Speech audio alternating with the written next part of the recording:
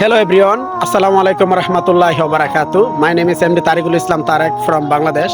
আজকে ঘুরতে চলে আসলাম নরসিংদী জেলার বিখ্যাত শীতলক্ষ্যা নদীর পাড়ে। এখানে ভিজিট করতে আসলাম। এখানে বড় ভাই ছোট ভাইরা ফুটবল খেলতেছেন এবং দেখতেছি, অনেক এনজয় করতেছি।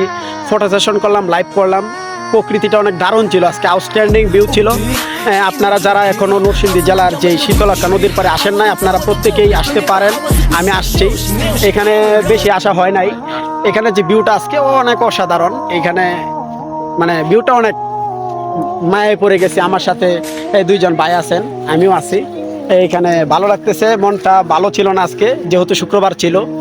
মানে রুমের ভিতরে মানে নিজেকে মানে একা ফিল করতেছিলাম। তারপর দুই বড় ভাই আসলো আমার রুমে, আসার পরে বললাম চলেন একটু ভ্রমণ করে আসি। কারণ কবিরা বলেছেন যখনই মন খারাপ থাকে, যখনই মানে ভালো লাগে না, আপনারা প্রকৃতির ভিতরে চলে যান, এনজয় করুন, মনটা রিফ্রেশ ভালো হয়ে যাবে।